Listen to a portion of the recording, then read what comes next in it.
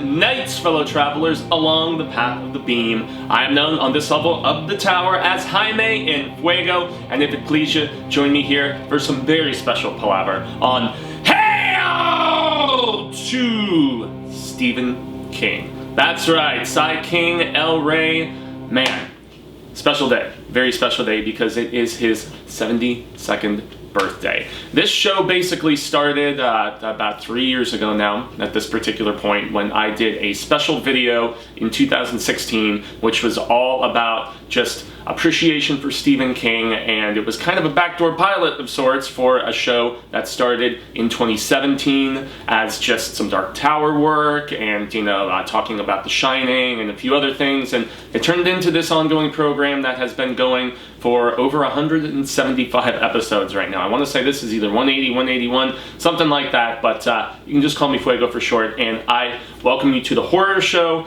and for a look back basically today at the amazing decade of resurgence and fantastic work that has been the 2010s for Cy King. And we still have a couple months left with big marquee releases and stuff, but I mean, I was just looking back at, granted, the decade started out with a whimper because you had stuff like Children of the Corn Genesis, that direct-to-video garbage. I mean, all of those Children of the Corn sequels, with the exception of the remake on the Sci-Fi Channel, which I contend I greatly enjoyed. But, I mean, Bag of Bones in 2011, which is not only one of my least favorite Stephen King books, it's a really, really bad adaptation. Sorry, Mick Garris, Mick Garris is kind of 50-50 for me when it comes to the Cy King adaptations, and that one with Pierce Brosnan, not so interesting.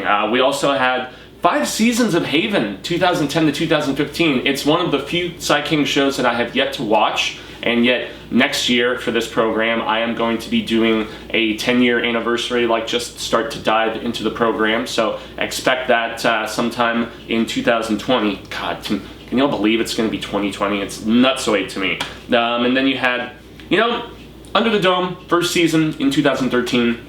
I didn't mind. I reviewed it last year for the channel, and I'm actually getting ready to do a review of the second season here. I hear that the third season is where the show really went off the rails, but I mean, it was a decent enough adaptation, I suppose. Not like a personal favorite because the book is not a personal favorite of mine.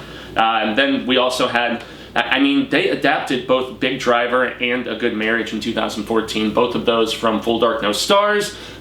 Very, very solid, you know, just collection of novellas there, and I look forward to briefly touching upon those. They've adapted 3 of the 4, like I said. So A Good Marriage came out in 2014. Also remember we had the Carrie remake in 2013, and I did a whole video comparing all 3 incarnations of Carrie along with discussing the book, so that's another thing to keep in mind. 2014, besides Big Driver and A Good Marriage, you also had Mercy, in which I did a review of here on the channel with Carl. I forget the name of the actor, but yeah, the kid who played Carl on The Walking Dead, no longer on the program, obviously. Spoilers! But yeah, a weird adaptation of Grandma in that one. I don't know, not bad. It was Blumhouse, but definitely not that impressive. And then 2016 brought us the very solid J.J. Abrams produced Hulu series 11/22/63 that eventually got a home release and stuff. But 2017 obviously was where well, you know what, and how could I not mention Cell real quick, which also came out in 2016, which was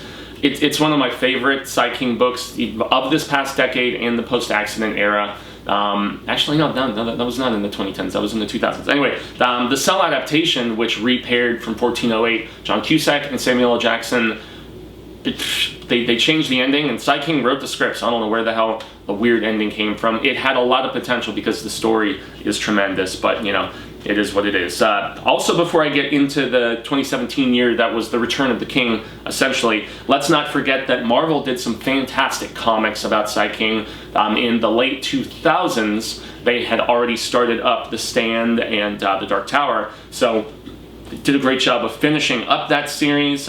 They started The Gunslinger, which was the second like limited run of a few volumes for Marvel Dark Tower stuff. And then they also did the drawing of the 3. I'm about to start finishing up reviewing those as well, something to keep in mind. And then N, Great short story, honestly, like practically a novella in its own right, that is housed in Just After Sunset, but they did a terrific motion comic that was later expanded upon and released as a graphic novel. That was really good. And then you even had IDW's Road Rage, which was adapting the Throttle story, if I remember correctly, that King co-wrote with his son. In 2017, obviously, that was The Return of the King, as I mentioned. Now, granted, we did have the Mist television series that I also did a video discussing the different incarnations of the Mist from the audio drama ensemble that was released on, I believe, both cassette and CD. It's not available on Audible or audiobooks or anything. I had to track that one down on either eBay or Amazon, something like that. But you know, the film by Darabont is tremendous. The source material from Dark Forces, later collected in Skeleton Crew, fantastic as well.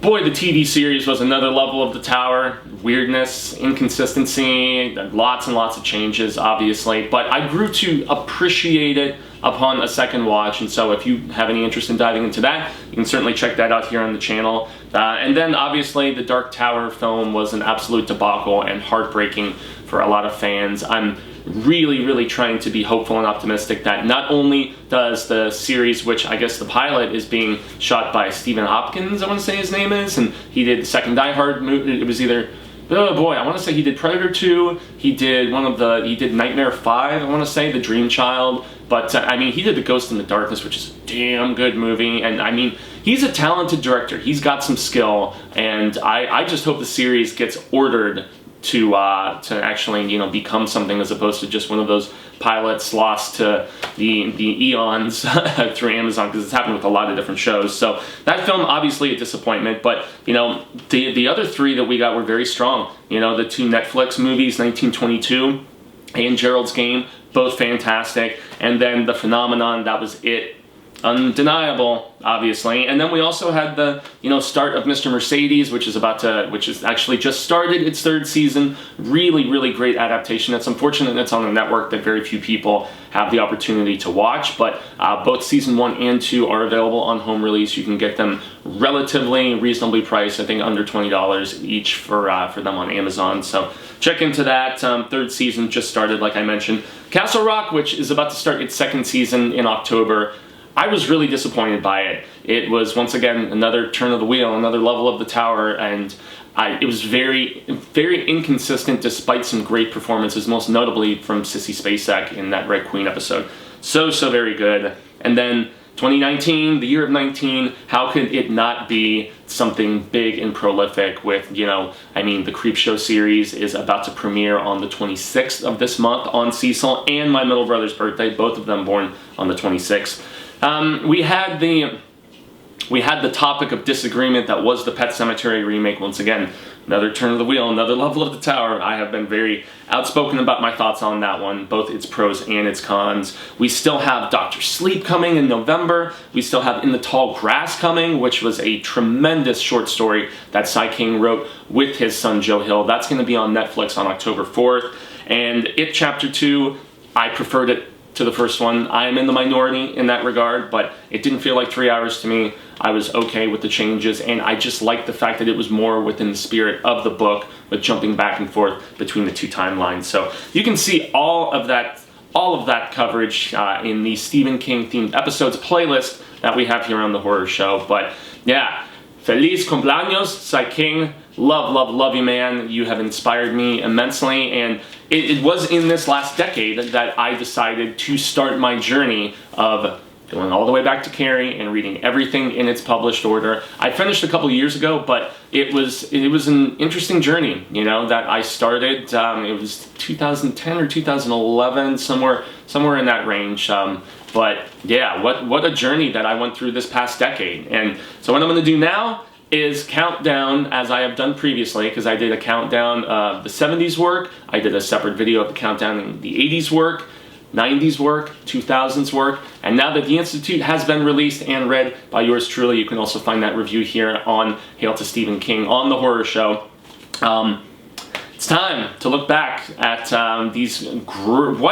honestly, this is one of my favorite decades of output by King. Very strong throughout, very impressive, and ironically, The only stories that I was less impressed with were the ones that he was collaborating on. Now, with the exception of the 2 uncollected shorts, you've got Throttle and you have In the Tall Grass, and both of those were written with his son. I can't remember if Throttle was in the 2000s. I think maybe it was, but In the Tall Grass is finally going to see a collection and proper release in Full Throttle, which is Joe Hill's book that is coming out very soon. Very excited for that. But In the Tall Grass, stoked for that film, and yes, a great short story. And then A Face in the Crowd, which was one that King co-wrote with his faithful co-writer Stuart Onan. It's a very eerie story, and one of the very first Hail to Stephen King episodes was actually me reviewing both of those tales and just talking about how great they are despite not being properly collected. So at least In the Tall Grass, you know, finally gonna see its day. We also had stuff that was uncollected as well, like there's a book called Hard Listening, and there's a story called The Rock and Roll Dead Zone that was originally an ebook, and then I think it finally got a proper release last year in paperback form. But King's contribution is not like super big, but it's about these authors turned rockers, or at least that aspire to be as such, and it's just a great tale of friendship, and it's one that I really recommend.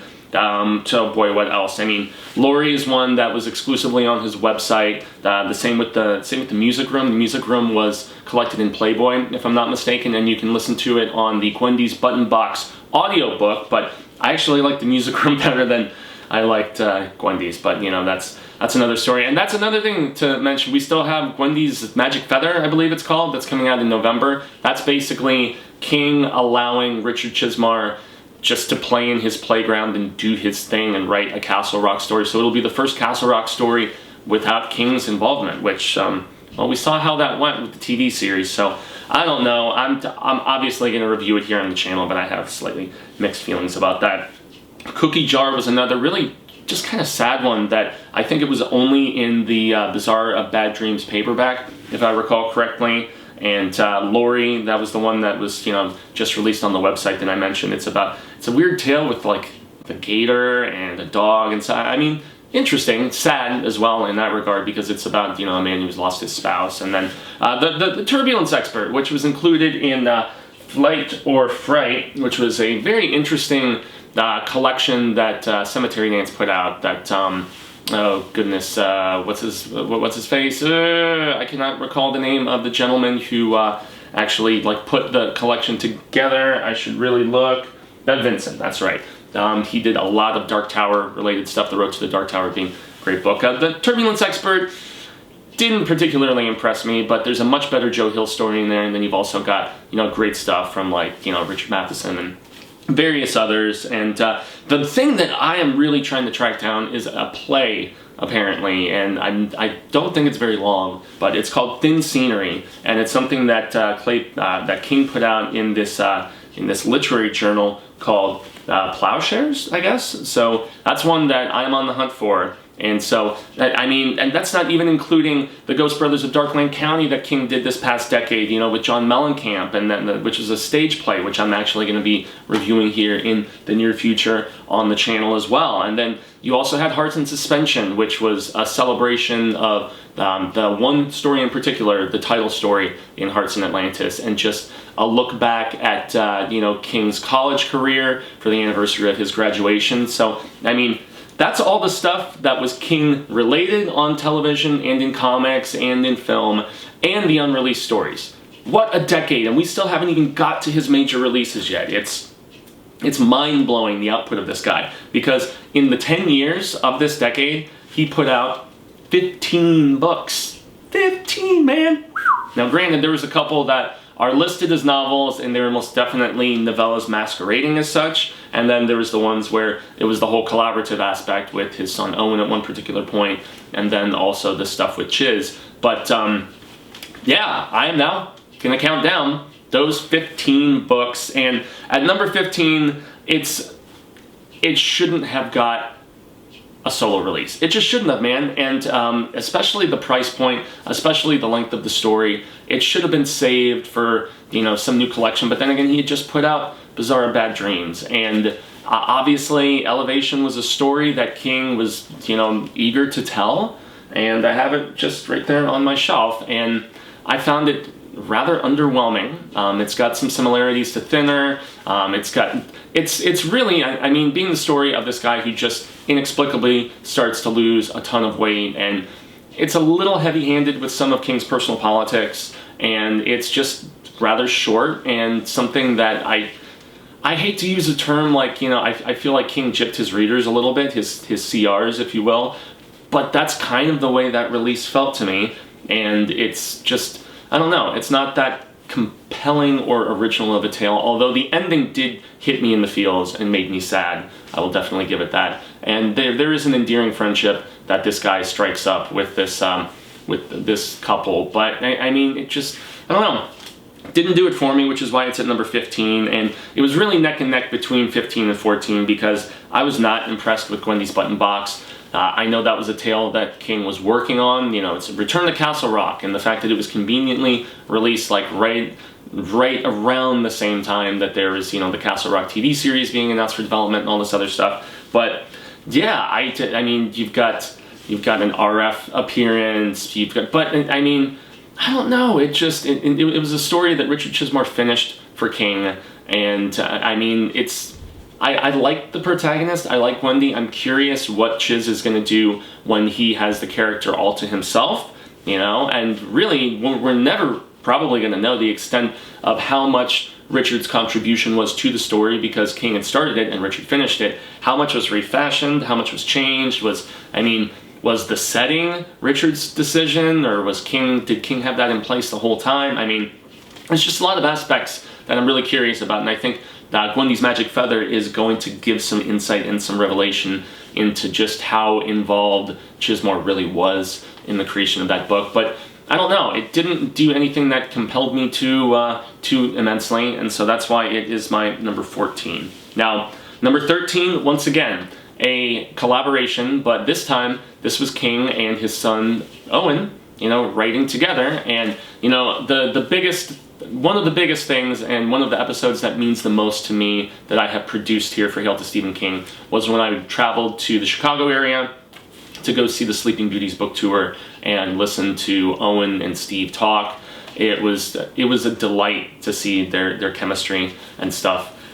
Very much looking forward to seeing Joe Hill next month because he's doing a book tour thing and he's going to be here in the deadly deserts of Arizona. So stoked for that, and that will kind of complete that trinity of sorts, I guess. But yeah, Sleeping Beauties was a really novel concept, but unlike something like The Stand, you know, that has like this big bevy of characters and you know, all kinds of interesting, you know, just minor and supporting and stuff, you know, stuff like that. I was not really too compelled by any of the characters. And I mean, what a great setup of, you know, what if all the women in the world started falling asleep and like the only one who is actually, you know, seemingly invulnerable to this is this mysterious woman who like goes and blows up a meth lab and stuff. And like Eve was a very fascinating character to me, and I wanted to know more about her at the end of the day, honestly. But it's kind of a slog of a book.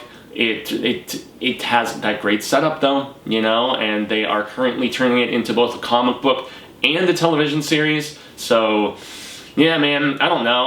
I'm curious because I feel like maybe in a different medium the story could hit a little bit better. I mean, maybe an event series is better. I believe AMC is the network that is developing it. I forget the comic company that is doing it, but I think the comic is even coming before we get the television adaptation. So they're going all out, man. I mean, they definitely are. But at number 13, Sleeping Beauties, great concept, meanderous, kind of poor execution. And I don't know if I can blame that necessarily on Owen or on Steve or whatever, but yeah, it is what it is. So let's get to number 12, and number 12 is the finale to the Bill Hodges trilogy, End of Watch. End of Watch, especially after, like, I really like Mr. Mercedes, and then I loved Finders Keepers, but by the time we got to the third book, despite the fact that I still love these characters, Jerome, who's not really in it that much, but Holly especially, I am so stoked that she is getting her own solo tale next year with If It Bleeds. I mean, I'm incredibly excited for that, and it was great to see her return in The Outsider as well, which was kind of like a spin-off of sorts of the series. Does take place afterwards for anybody curious about the context. But End of Watch, the implementation of the supernatural didn't work for me, especially with such grounded storytelling, just that whole hard crime kind of aspect in the first two tales. When we get to the third, and when we get to just what happens with Brady, it didn't work for me, although it is a rather compelling confrontation at the very end between him and Bill. I mean, the stuff with the brainwashing Game Boys and all this stuff, just, I don't know, man, it just didn't work for me, and it is most definitely the weakest link of the trilogy. And it's interesting how for the television series they flip-flopped, you know, because the second book is what they're adapting here for the third season. And so yeah, I'm really curious. Some of the changes they made were really good for the TV series and worked fairly well. But yeah, regrettably, at number 12, End of Watch it's definitely the least interesting, and you know, you still love the characters though, and the ending does really get you, and it's feels, man, all feels. But nonetheless, End of Watch, my least favorite of the Bill Hodges trilogy. That was really pivotal as far as, you know, King fandom here in this past decade. Then at number 11, I did place The Outsider. And The Outsider is a book that I really enjoyed upon my initial reading, and this is also being developed and is a HBO limited series that we're going to get next year. Very mixed feelings about the different casting for Holly in that, but I really like the British actress that was in Bad Times at the El Royale. She's also she's a singer, if I'm not mistaken. So she is our new Holly in the show that is going to have Jason Bateman, Ben Mendelsohn. I mean, terrific casting, and it's a book that, just because I have it at 11, that is not for me to say that I don't enjoy the hell out of this book, because I really did like The Outsider quite a bit. My biggest issue is that you kind of see whatever twist that's going to come, and it's another one of those finales, just like It, just like Insomnia, just like Doohickey, where you're going into the layer of like a creature, so to speak. And once you get past the twist, and it's not really much of a twist because you pretty much know the whole time, that's where the book it doesn't so much fall apart, but it's nothing new. And so for that reason, I had to put it at 11, because there's a lot of books that surprised me with what they did that are later in this countdown. Number 10 is the most recent book that I just got done reading, The Institute.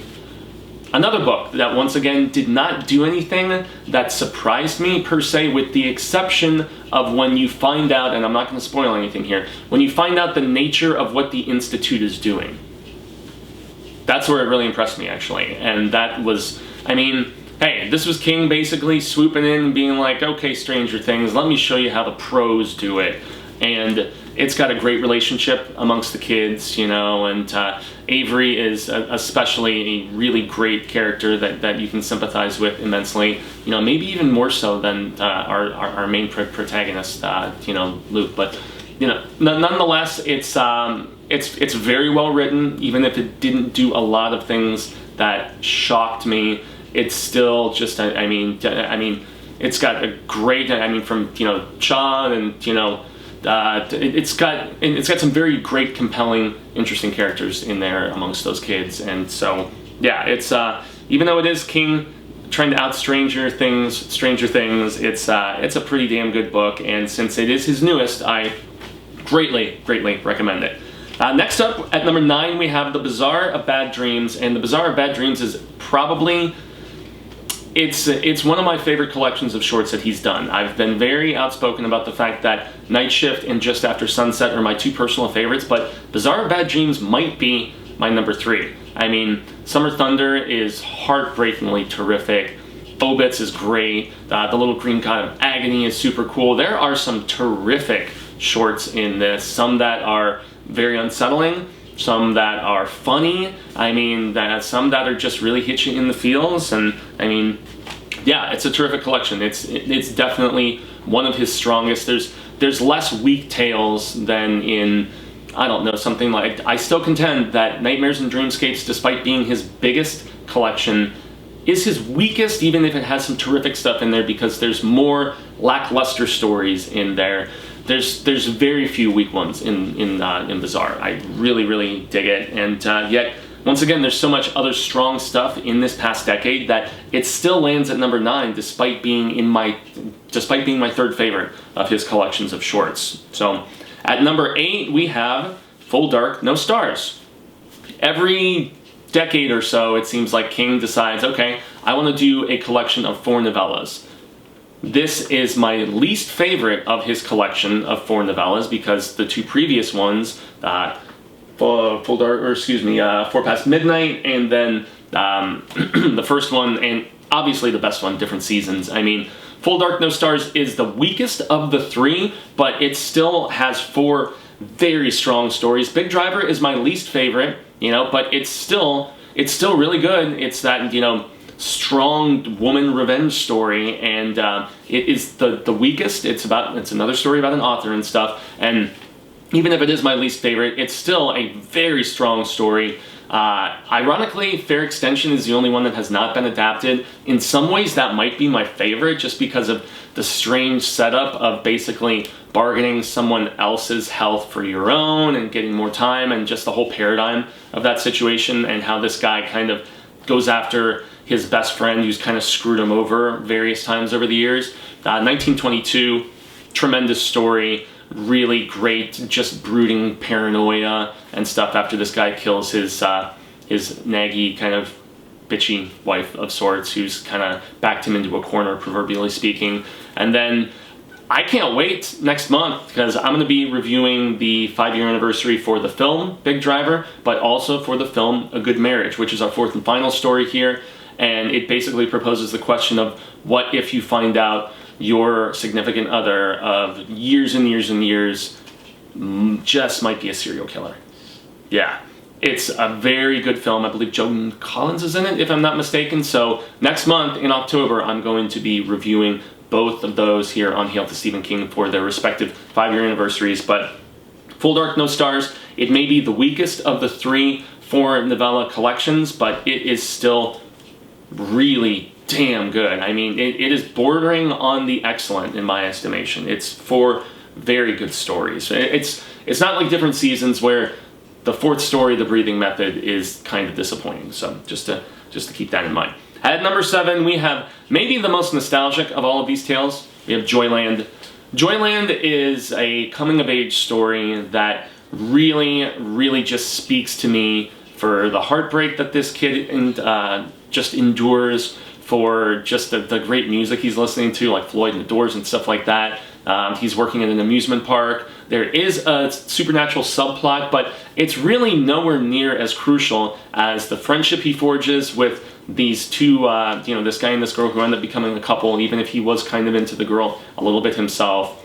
He has a love thing with the mother of this terminally ill child, but really at the end of the day, it's just a very heartwarming, sentimental tale from King, and it is being adapted into a series for Freeform, which used to be ABC Family, if I'm not mistaken. So really curious to see. I feel like it's the kind of story that, even if the novel is very short, it could be expanded very well with the proper writing team, obviously, and some good actors, into something that could sustain, beyond the source material, and enrich it and add to it, and just kind of explore it, because it is a really just fun and sweet setup. I really dig Joyland. Illustrated edition is definitely the way to go, if you can. But yeah. At number 6, we have Mr. Mercedes. It really was a turning point for King, because you knew from the Colorado Kid that he was wanting to do this just non-supernatural, just grounded in the realm of reality, sort of like detective storytelling, and he really knocks it out of the park with this one. I love the setup of Mr. Mercedes. The beginning is definitely, for me, as far as the most compelling openings that King has ever done, it is on point with just the brutality that goes down with this Mercedes just barreling through and killing all these just impoverished people who are trying to better their lives. It's just such a heart-wrenching setup, and then to go to this disgruntled cop who's drinking too much and who's depressed and who's suicidal and all these other things, and for him to find this aspect of redemption that he does over the course of the tale. And I will say the love story in it is just a little bit on the nose for my taste, but you know, that's King kind of living vicariously, and what reader, or excuse me, what writer, you know, shouldn't afford themselves that, especially with the kind of prestige that King has. But yeah, Bill Hodges and Holly Gibney are creations for the ages by Cy King, and he did a great job with them. And next up is number 5, which is indeed Finders Keepers, which is my favorite in the trilogy. It just slightly inches past Mr. Mercedes for the sheer fact that I love going back to the angle that we had in Misery, of the super obsessive fan and the lengths that someone will go. I mean, this guy breaks into the home of his favorite author at the beginning of the book, and he's trying to steal manuscripts because he's mad about the demise that his favorite character, who had been in many books that this author wrote, and he's just like, no, I heard that you wrote something else, and you know, it takes things in a different direction than the way you tried to, you know, like wrap it all up in a nice little package with the bow on top. And just, I mean, the cat and mouse with this guy after he gets out of prison, and this kid who discovers the stuff that he hid on his property, and then how Hodges is just reintroduced, and you know, just I mean, the expansion on the Hodges and the Holly characters, and yet our protagonist, really, who is this young boy in high school. I mean, it's a terrific book. Damn, I am so excited to see how they go about exploring the source material in the 3rd season, and 3rd season of the Mr. Mercedes show, I should say. But yeah, Finders Keepers is my number 5, and it is my favorite of the Hodges trilogy. Number 4, we have the upcoming adaptation, the sequel to The Shining. We have Dr. Sleep, arriving in theaters, if I'm not mistaken, November 8th, I want to say, with Ewan McGregor playing the grown-up Danny Torrance. I've gone on record to say that this is the superior book to The Shining, and I still contend that. It's not by a large margin, but there's just something about the True Knot that I find so immensely unsettling. Especially just, I mean, there is a scene in the book that is in the film, because it's shown in the trailer, where these like psychic vampires pick up this kid who's coming back from baseball practice, and it's so mucked up, man. And yet Rose the Hat is a terrific villain. The beginning of the book, when we see the apple hasn't fallen very far, you know, once we meet grown-up Danny, because really the beginning of the book is an epilogue to The Shining, with, you know, just right after they've left. And I do like The Shining a lot, but I just don't love The Shining, at least like some people, you know, and that's where I always contend that art is subjective, to each their own, obviously. But Dr. Sleep is just, I mean, the relationship that grown-up Danny ends up having with this young girl who also shines, and the return to the site of the Overlook. It's very interesting to me how they're going to go about changing this for the film. It's really trying to straddle that line between the Kubrick just changes and between the source material. But if there's anybody who can make both camps happy, you know, I truly trust in Flanagan, man.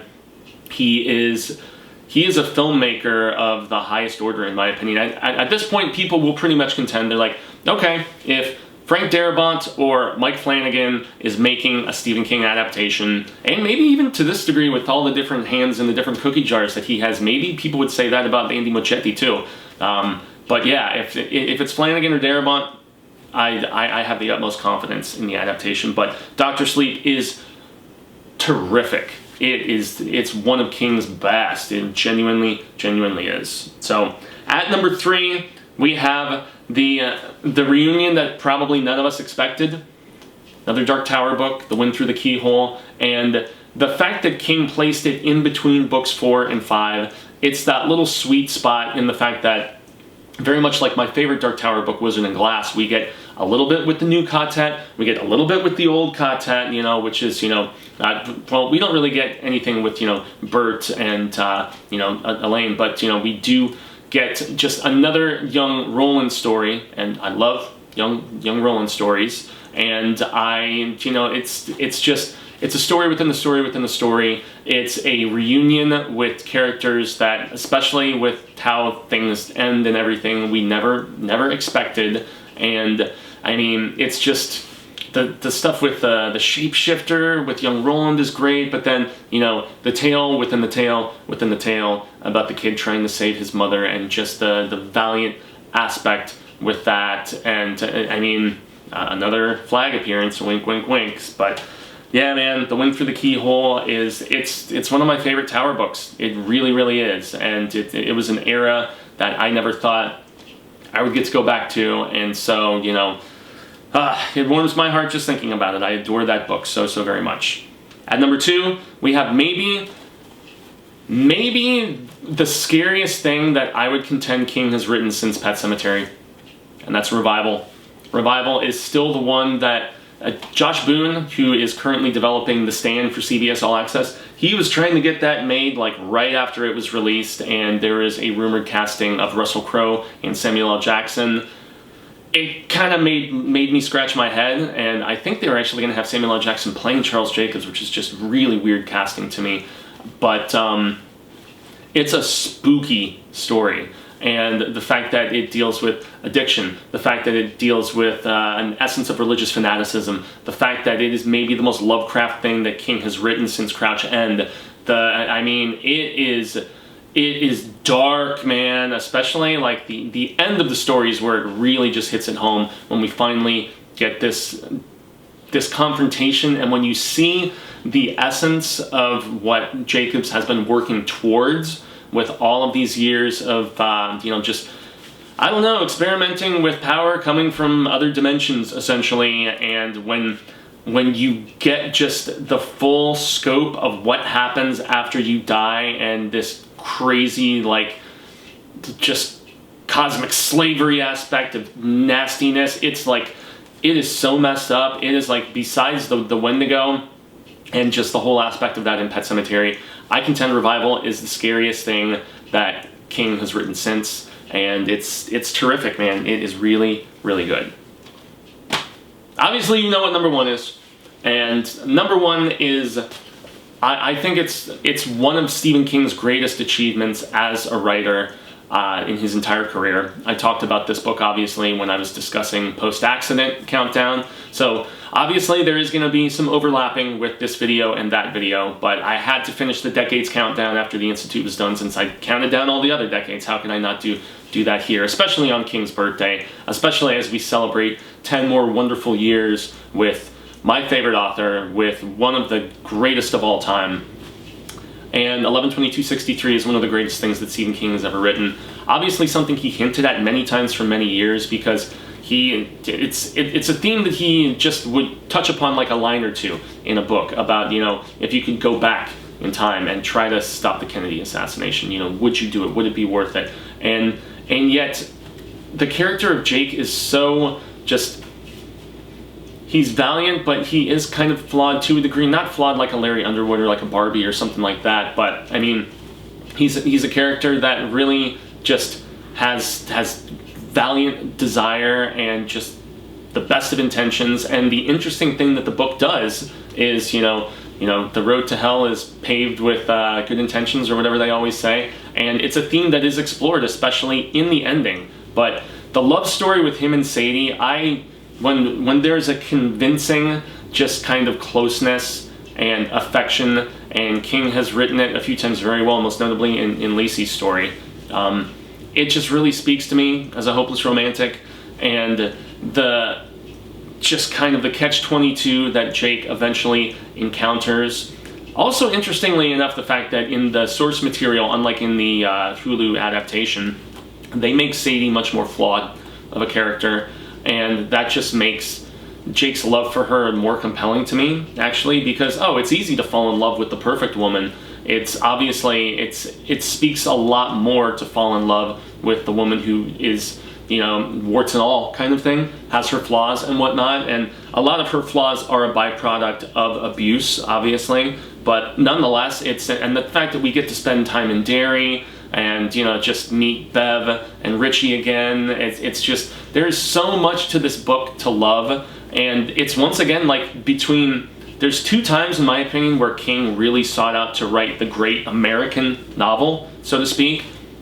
It's this and it's The Dead Zone. And those are two of his absolute best books of all time. But without a doubt, 11/22/63 is the greatest thing that Cy King wrote, not just in this past decade, but in his entire career. So let's just count it down one more time, everybody, as we wish a happy birthday to El Rey, to Cy King. At 15, I have Elevation. At 14, I have Wendy's Button Box. At 13, I have Sleeping Beauties. At 12, I have End of Watch. At 11, I have The Outsider. At 10, I have our most recent, The Institute. At number 9, I have The Bazaar of Bad Dreams. At 8, I have Full Dark No Stars, the 4 novella collection. At 7, I have Joyland. At 6, I have Mr. Mercedes. At 5, I have Finders Keepers. At number 4, I have Dr. Sleep. At number 3, I have The Wind Through the Keyhole, Dark Tower 4.5 as it is also known. At number 2, I have Revival. And lastly, once more, With Feeling, at number 1, 11/22/63.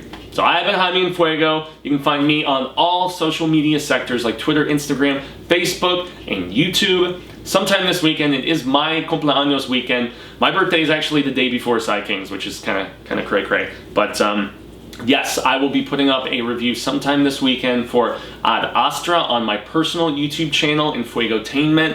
That's where I've got all kinds of coverage since relaunching it earlier this year. Reviews of all kinds of different films this past year, everything from goofy stuff like Good Boys to one of my favorites of the year, which is called Wild Rose. It's about a girl in Dublin who is dreaming of being a country singer in Nashville. Terrific film. Various other bits of Star Wars coverage leading up to the release later this year of The Rise of Skywalker. And so, yes, jump over there, like, share, subscribe, much appreciated. But obviously you're here on the Spooktacular site that is the horror show channel here on YouTube. And like, share, subscribe, just spread the word about this program and about all of the great Cy King coverage that is going to be just making its way here very soon, between the second season of Castle Rock, between Creepshow that's about to premiere on Shudder on the 26th, between In the Tall Grass, Dr. Sleep.